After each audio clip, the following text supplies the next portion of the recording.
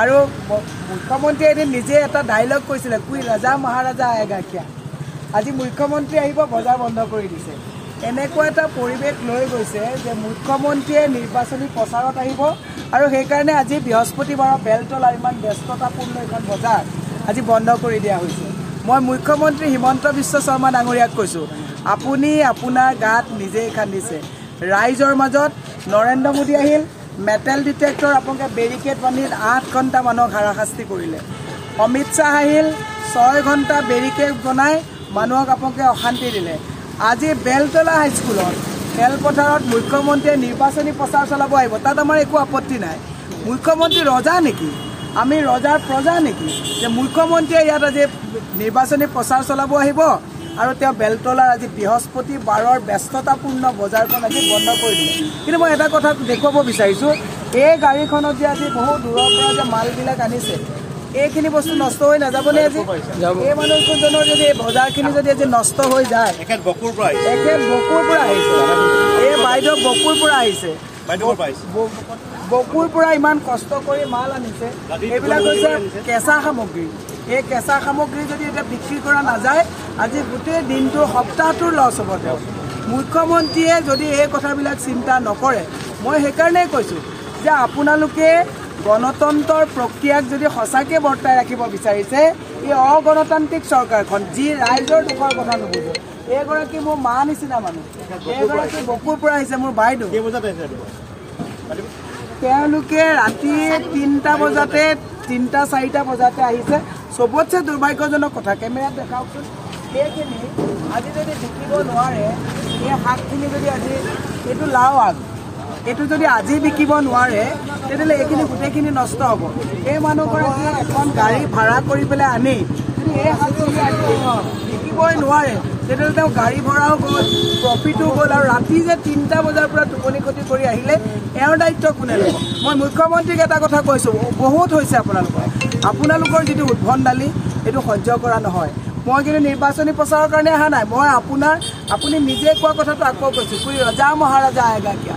তেওঁলোকে ৰজাৰ দৰে আচৰণ কৰিছে আৰু আমাৰবিলাকক প্ৰজাৰ দৰে কৰিছে। সেইকাৰণে মই ৰাইজক এটা কথা কৈছোঁ, এইখন চৰকাৰ অহা 5 বছৰলৈ যদি এইখন চৰকাৰ আকৌ ডাবল ইঞ্জিনৰ চৰকাৰখন আহে, তেতিয়াহ'লে আমাৰ নিচিনা, এই বাইদেউৰ নিচিনা সাধাৰণ মানুহ, এইবিলাক মানুহ জীয়াই থাকিবৰ কাৰণে 100 বাৰ চিন্তা কৰিব লাগিব। এওঁলোকে মানে গণতান্ত্ৰিকভাৱে এওঁলোকে এই ৰাস্তাবিলাক দেখুৱাওকচোন, ৰাস্তা চাওকচোন। আজি বৃহস্পতিবাৰ, নমস্কাৰ, সহায় কৰিব দেই। আজি বৃহস্পতিবাৰ চাওকচোন, বেলতলা বজাৰৰ অৱস্থাটো চাওক। মুখ্যমন্ত্ৰী আহিবৰ কাৰণে আজি বজাৰ বন্ধ কৰি দিয়া হৈছে। মুখ্যমন্ত্ৰী ৰজা নেকি?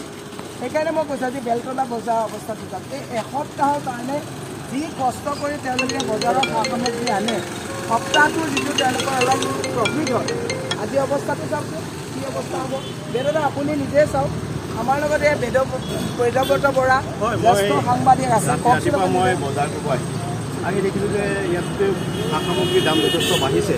সেইকাৰণে আমি চবেই বেলতলা বজাৰলৈ আহোঁ। থলুৱা মানুহখিনিও বেলতলা বজাৰত বজাৰ কৰি ভাল পায়, ফ্ৰেছ পায়। বকুৰ পৰা আহে, 6 গাঁৱৰ পৰা আহে, তেওঁলোক ৰাতিপুৱা 3-4টা বজাতে আহি তেওঁলোক ঘূৰি যাব লগা হৈছে।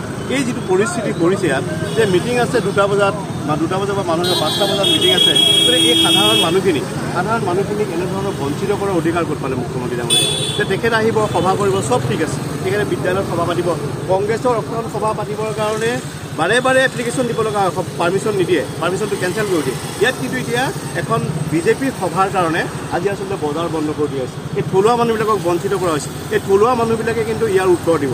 আমি জানো যে ৰাইজ ক্ষোভত আছে আৰু ৰাইজ ক্ষোভক ক্ষোভিত কৰিছে। তেওঁলোকে যি মন যায় তাকে কৰিছে, যি মন যায় তাকে কৰিলে গণতান্ত্ৰিক দেশ এখনত নচলিব। তেখেতসকলে এতিয়া বজাৰ কৰিব আহি পেলাই সকলো মানুহ সুধা বেগ লৈ ঘূৰি যাব লগা হৈছে। ৰাতিপুৱা 4টা বজাৰ পৰা তেওঁলোক ৰখি আছে বজাৰ কৰিব কাৰণে।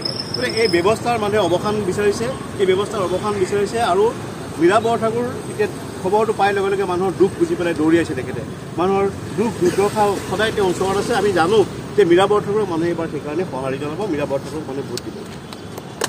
মই খালি শেষত মুখ্যমন্ত্ৰীলৈ আহ্বান জনাইছোঁ, পুলিচ প্ৰশাসনলৈ আহ্বান জনাইছোঁ।